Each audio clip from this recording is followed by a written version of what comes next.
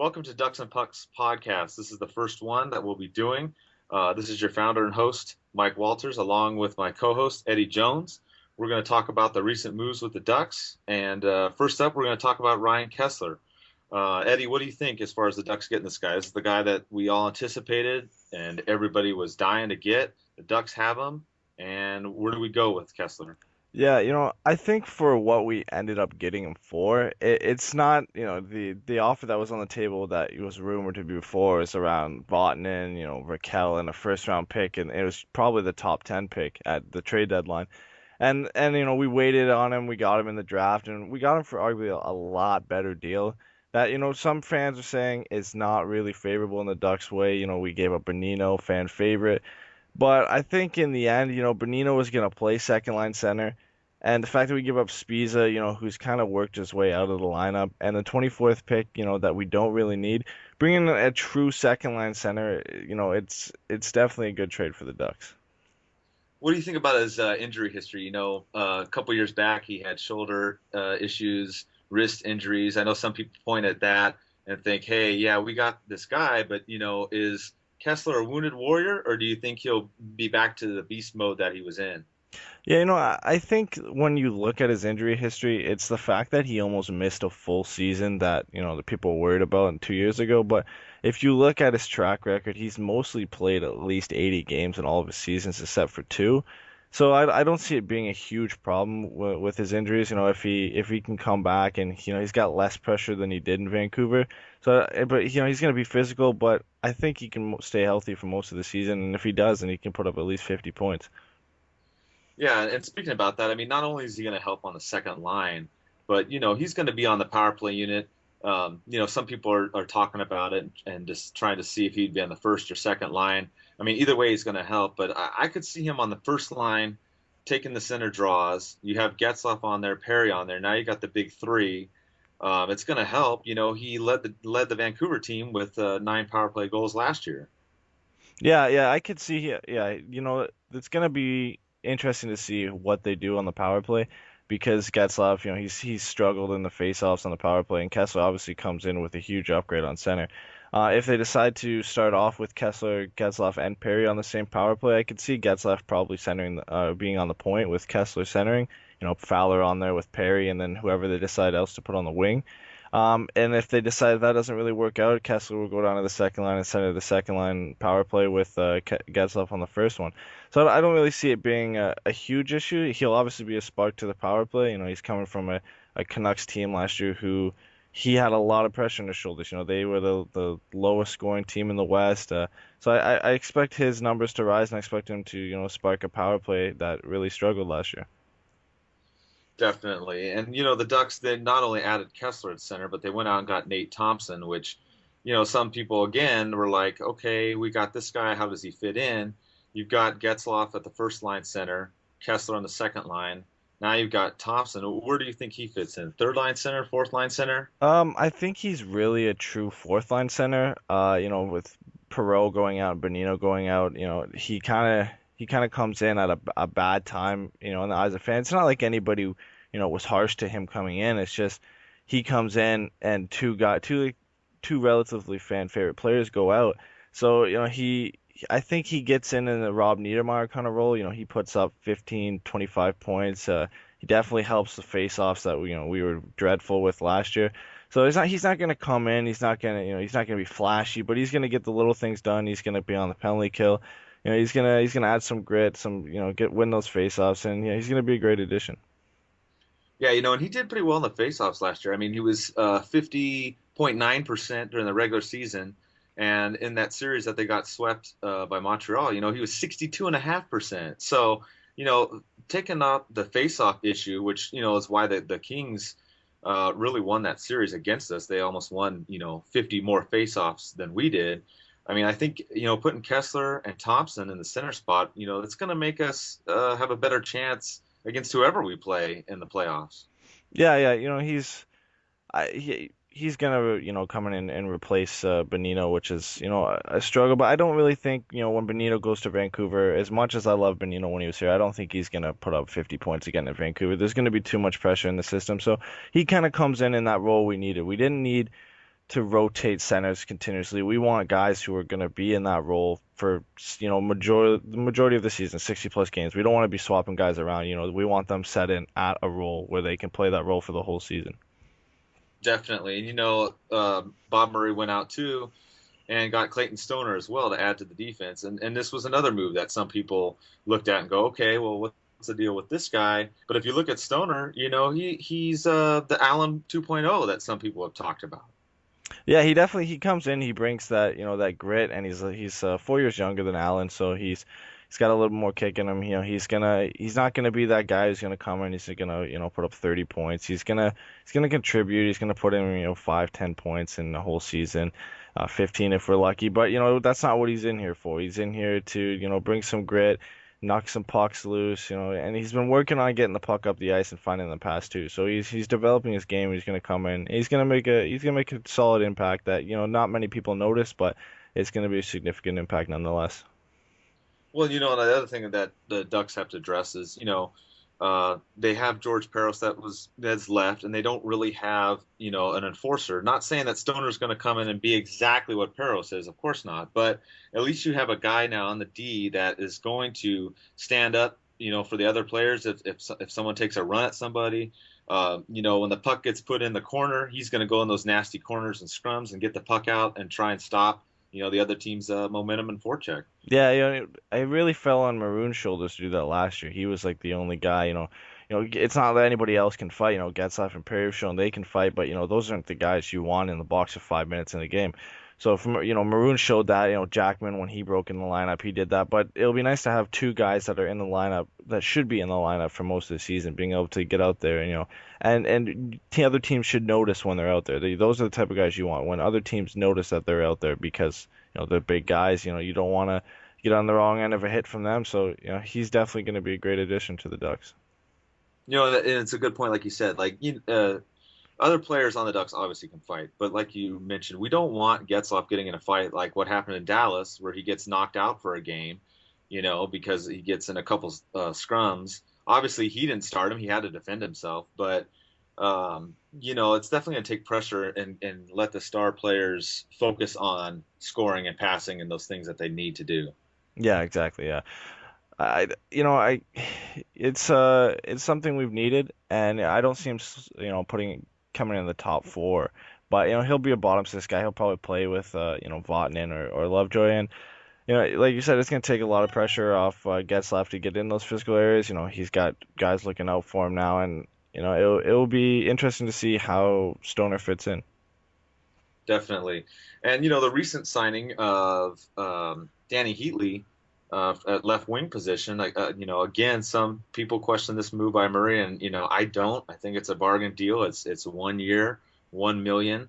What do you think about Heatley and where he fits in? Yeah, for the prices that people were going for in free agency, I think, a two-time 50 goal scorer, former obviously, but getting him for 1 million at 1 year is not even really low risk. It's almost no risk because it's not like we're pressed against the cap, and it's not like, yeah, I've heard things that he's been controversial in the past. Obviously, Heatley has, he hasn't been the best role model, but it's not like, I don't see it being a huge problem. And when we can bring in a guy who's only had 170 plus game season without scoring 50 points, and that was last year, and he stays relatively healthy, I don't see how people are saying it's such a bad addition. Heatley kind of brings this trail of, controversy with him that I don't really see being a factor. He'll come in, he'll be that veteran guy since Koivu and Solani left, and he could put up 40, 50 points. I don't see why it's such an issue with some fans. Yeah, definitely. I mean, and the other side of it is there's more options. Say Heatley does go on the first line with Perry and Getzlaf and it doesn't work out. Well, there's still, you can put him on the second line with Kessler or the third or fourth line. I mean, there's still options that can go with that guy. And the Ducks not having many left wingers, it's going to help out. Yeah, and he took a lot of heat for not performing with Parise last year.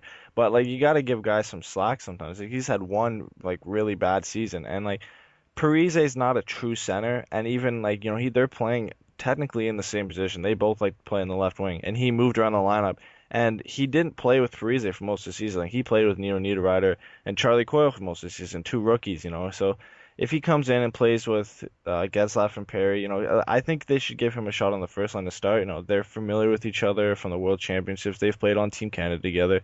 I think it'll be a good addition. I think, you know, he'll work well with Getzlaf. Getzlaf is notoriously known for wanting to pass first, and you know, you put two big guys you can shoot on either side of him. I don't see what's wrong with it. Yeah, I agree completely. And then what some of the worries with some of the fans is the youth. Edom, Devontae Smith-Pelly, Ricardo Kell. Where do these guys fit in? Solani's retiring. Koivu, we don't know. He could end up in Minnesota with his brother, or he could be retired or somewhere else. We don't know. But we know that these are some guys that are gone. And some of the fans think, well, Heatley's going to take a spot. So what happens to the young guns on the team? I don't really think Heatley comes in and takes like a lot of people saying he's going to take Edom's spot, he's going to take Devontae Smith-Pelly's spot. You know, I see if this move kind of, you know, spells the end or puts to bed the rumors that Raquel's going to take that third line center role.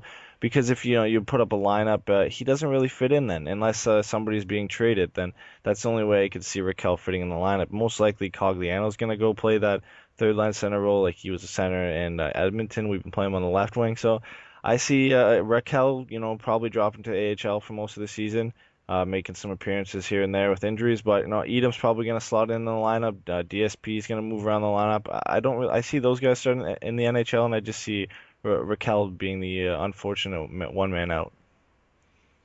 Yeah, I tend to agree with you on that one. It looks like, the center position might be pretty solid.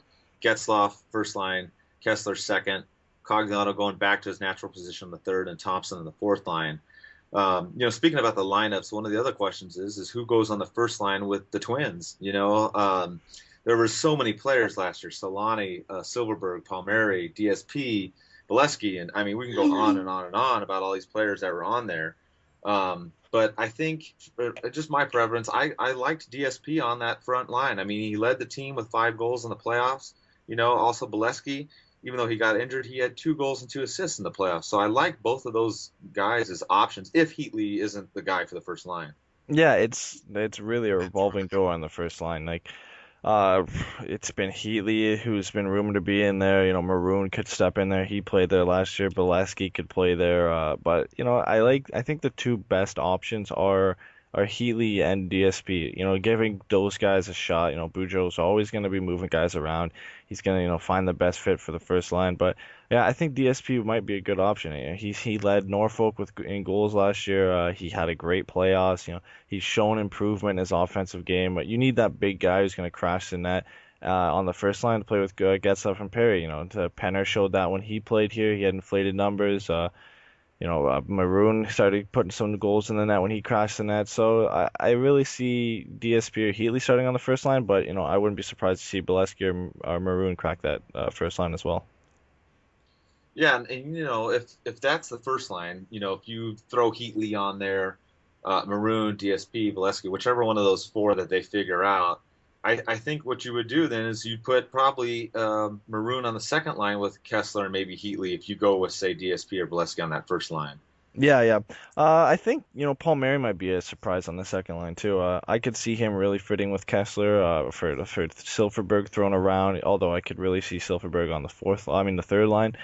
But yeah, I think Kessler it's going to be kind of similar to the first line. You want some guys with size who have a scoring touch. So yeah, definitely putting Healy if DSP makes that first line with Kessler on there, maybe with Paul Mary, Silverberg on the other side. But yeah, that's why I really think the second line's going to have some more size to complement the first line. Definitely. And then for me, I think you drop down on the fourth line. You got Thompson on there, and I think whoever you're not going to put on those first two lines, then you would just default down to the fourth line, whether it's Bolesky and Edom maybe, or Bolesky and Palmieri, something like that. We've seen some of those kind of combinations last year.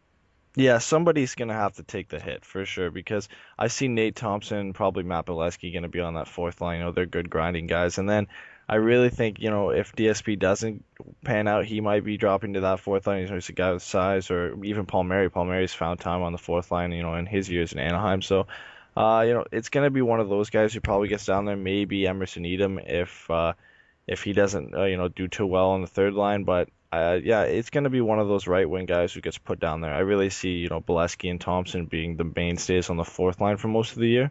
But I Mhm. wouldn't be surprised to see Jackman maybe come up during injury, play that fourth line. But yeah, it's definitely Nate Thompson, Bolesky are going to be the mainstays down there.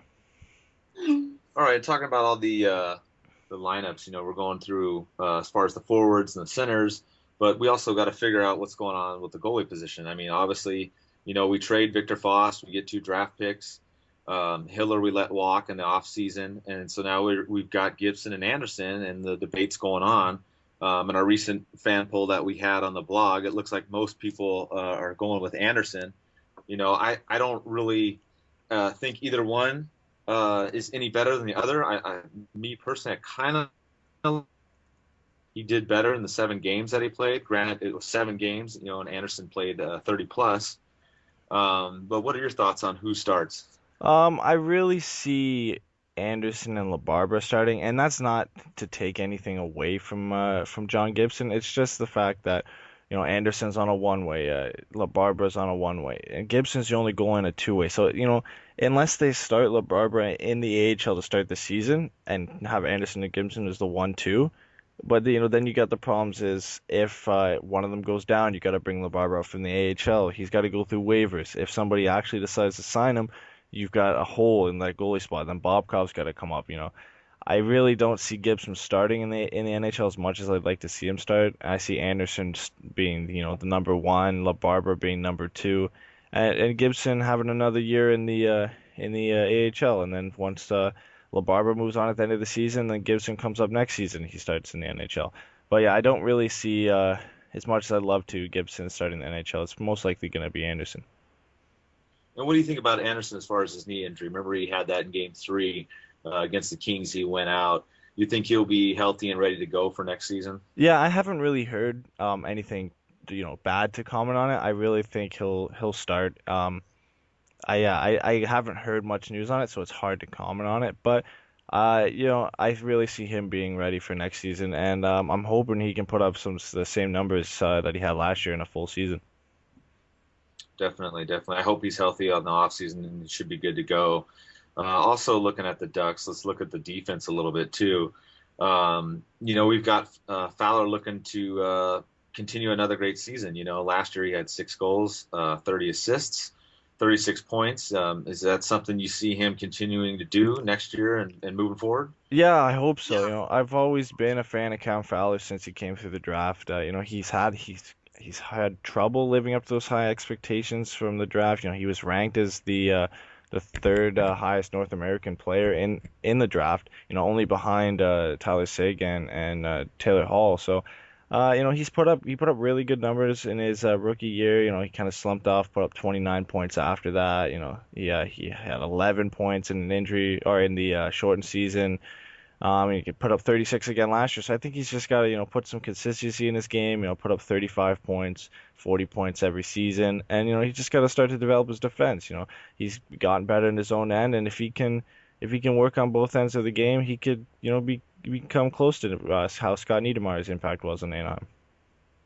Yeah, the only thing I see for him to work on is really just the defensive game. He's more of the puck possession guy, quarterback on the power play, good passer. Obviously 36 points. That's pretty decent. It's pretty good for a defenseman. But the only question to me, and I think this is probably, and Murray got a stoner type defenseman. Yeah, yeah, that's definitely why Stoner's coming in to take some of the defensive pressure off them because, Surrey was the guy we brought in to do that last year. He suffered with injuries. So Brian Allen came up and he did all right, but I think Stoner will come in and, he'll relieve a lot of that defensive pressure and it'll allow Cam Fowler to work on his defensive game a lot better. And it's hard to compare a defenseman, especially in Anaheim, to Scott Niedermayer. But I think, his numbers aren't that far off if he can put up 40 points a season. We don't need him to come in put up 70. I wouldn't be opposed to it if he did. But if he can put up those consistent numbers, be good in his own end, he could be considered for Norris eventually. Yeah, definitely. I mean, he has gotten better and better each year. And speaking of the defense, the lineups, the kind of the way we talked about the offense, forwards, and whatnot on the defense. I kind of have the matchups as Beauchemin with Lindholm. I see Stoner and Botman probably paired up, and Fowler and Lovejoy, which would leave Allen on the outside. What are your thoughts on the defensive pairings? Yeah, I really think Allen gets moved. I wrote an article on how Allen should be traded because he's too good to be in that seventh role. And not to say that he's too good that he's good enough to break our lineup. I really think Stoner takes his permanent spot in the lineup. And Fistrick's always been that seven guy for us. He'll play in the minors, he'll come up and fill a role. So I think Allen, he might get moved in a package. He most likely will get moved for picks, low third round pick, fourth round pick from a team. And he's a captain for us. Hopefully, free up some more cap, sign the RFAs we still have left to sign. Yeah, I really don't see him being in Anaheim next season, or if he starts the season by the trade deadline. Yeah, you think that Murray's probably done with the free agency now, Oh yeah, but for sure. yeah, for sure. But I think that there could still be a trade on the horizon, like you said. If not, in July or August, maybe like you said, before the deadline, because it seems like the Ducks, going through all the players we've talked about, they've improved, the winger spot, the center, goalie depth, a little bit on the defense, but that kind of seems to be the last area that we really need to, shore up is the defense. Yeah, a lot of people are looking for that Chris Pronger type of player we brought in, for the Stanley Cup run in '07. I don't really think that's available right now, especially unless we're willing to give up, a Raquel or a package some of the youth players we have. And a lot of people are going to be opposed to that. It has to be the right guy. I don't think it's a Mike Green type of player that we've been linked to. I think it's a true defensive guy who can chip in points, 20-point guy and who's just really saying, when Josh Georges was rooming out there, I wouldn't have been opposed to Josh Georges coming over from Montreal, but he ended up going to Buffalo. It's just a guy like that, a Chris Pronger type of player. Chris Pronger is obviously an elite defenseman, but we need that top four kind of guy who can come in here. And then I guess if we get something like that, we have to move two guys out because obviously Allen's on his way out. I think a guy like Lovejoy would, or Vatanen might be a guys who would get the boot if we actually make a trade. And as much as I love those guys, if it would have to be the right player we would have to bring in. Definitely. I mean, we don't want to trade. If we do a trade of two players, we don't want to give up a young guy for just another, maybe top five or six defenseman. That would just be, silly. I mean, it would have to be like you said, the right player, someone that would fit in the top four. Yeah, exactly. Yeah, speaking of the youth coming through, a lot of guys I'm interested to see starting the AHL this season, especially Nick Cardillis and William Karlsson. They'll be having full seasons this year after playing, in the NCAA for Cardillis and in the Swedish Elite League for William Karlsson. So I really want to see Nick Cardillis crack the roster this year. I hope he can kind of play a Raquel role in the fact that he comes in and plays 15, 20 games in case injury. I really like to see William Karlsson have a strong season in the AHL as well. And on that too, I'd like to see Richie. I mean, that guy, watching his YouTube highlights, he's a beast, and he's somebody that, he might not crack the lineup this year, but say Heatley doesn't work out, Richie comes up next year, maybe he plays with the Twins next year on the first line. Yeah, I really see him being the same kind of surprise Cam Fowler was, because a lot of people, including the coach at the time, they didn't really think he was going to crack the roster right away or the next season. He surprised everybody. He came in pretty quickly for what he worked on a lot of things, and it's not like Nick Ritchie has to work on a lot of things to be NHL ready. Like he's got an NHL ready shot. His skating is really good. He's just got to take off some of the baby fat. We've heard that. Bob Murray came out and said that. He said he's got to take off the baby fat, shave off a few pounds, get his, body fat percentage down. And I think, I wouldn't be surprised if he started next season. He's going to go down to Peterborough. He's going to have a great season with Peterborough.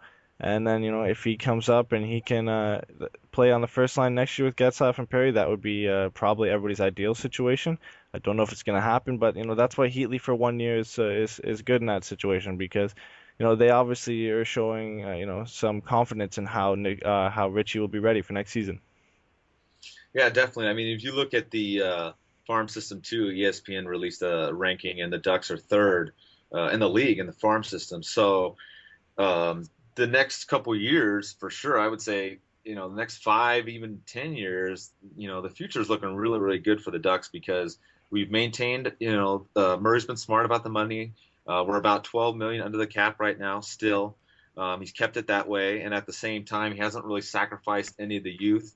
We didn't sacrifice really anything in the Kessler trade when other names were mentioned, like Edom and DSP and other players of that nature. So I think that the youth that's coming up this season with the Maroons, the DSPs that are going to play is going to be exciting. But like you mentioned, the other players as well, Richie Kirtles and whatnot, are going to come up maybe at spurts this year, and then hopefully next season maybe permanently. Yeah, being ranked in third in that is something to be really proud of for the management, how well they've managed the Ducks in these past few years.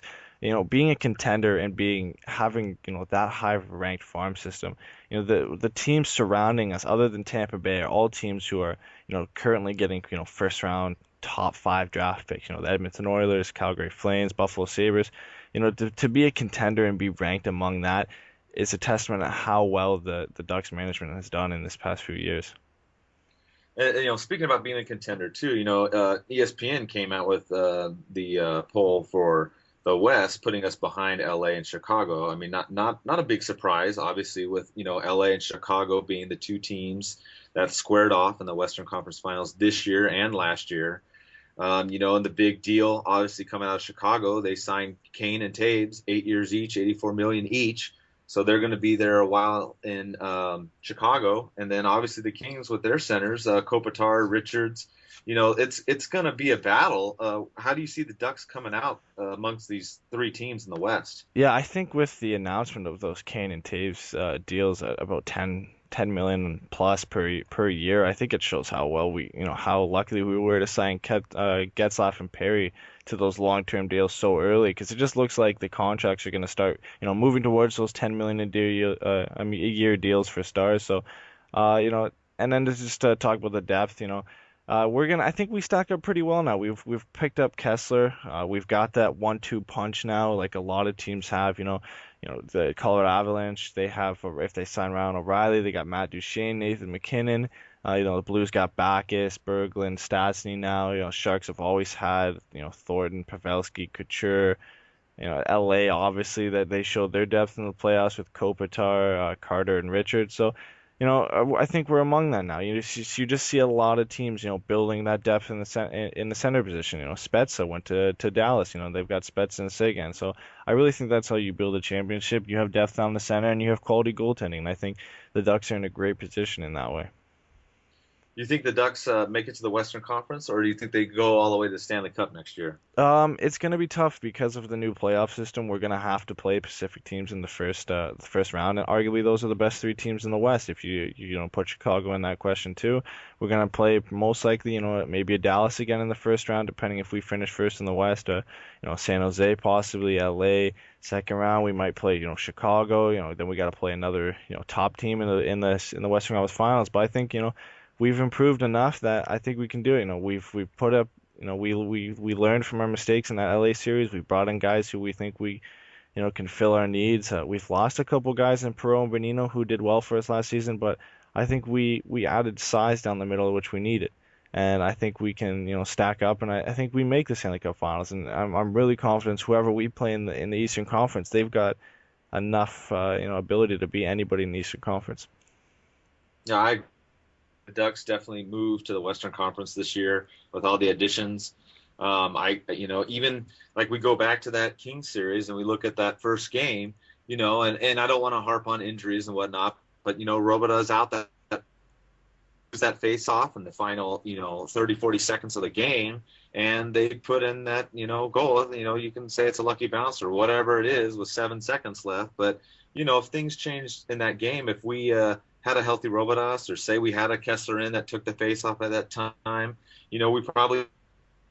And it's a close series. I'm not saying that we would have won the series automatically after that, but I think our chances would have been very, very good, and we go on to play Chicago and possibly beat them and go to the Cup. So I think we were so close last year that all these moves we made this year have really catapulted us forward. And I think the Ducks can definitely get to the Stanley Cup. And I think if top center via some kind of a trade, like we talked about in the next 3 months, I really think the Ducks will be the team to beat in the West. Yeah, a lot of people, you look at the power rankings last year, Anaheim was ranked, third for most of the season. They, popped around, but we were first in the West for most of the season. We finished first in the West. We had a huge win streak for, that home win streak we had, and I don't really see how, they put the Ducks below some of these teams. I get LA is a good team. They won the Stanley Cup. I get Chicago's a good team, but you can't forget, Anaheim clinched the Western Conference last year by 4 points. I don't. We kind of fly under the radar. I guess that's a good thing, but we'll have to see next season. I really think Anaheim's gonna have a really good chance of winning the cup next year. Oh, definitely, definitely. Let's just to finish up here on our first podcast. We'll talk about some of the news around the NHL as well. Out of Nashville, we've got Mike Fisher that had an Achilles injury. It looks like he's going to be out at least 4 months.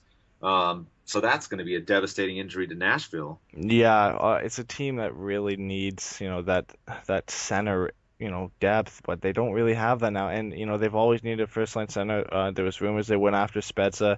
It didn't really work out. Spezza didn't want to go there.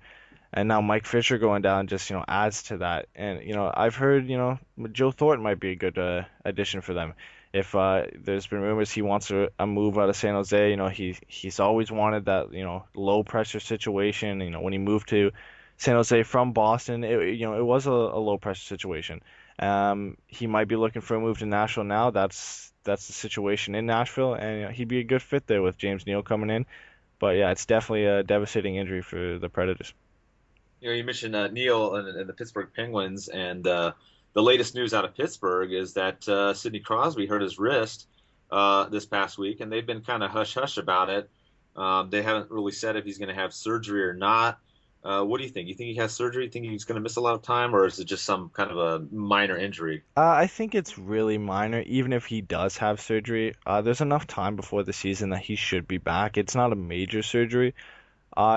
You could really see it though in the playoffs last year. He took a lot of flack from, not just Pittsburgh fans. A lot of analysts out there were criticizing how he was playing in the playoffs, and he kind of did look off. But even if it wasn't affecting him then, I don't really think it's going to be an issue going into the season. He still finished with 104 points in the regular season, which was miles ahead of anybody else. So I really don't think it's going to be anything serious, and I definitely think he's in the starting lineup opening day for Pittsburgh. Definitely, definitely. We'll just wind up a little bit here.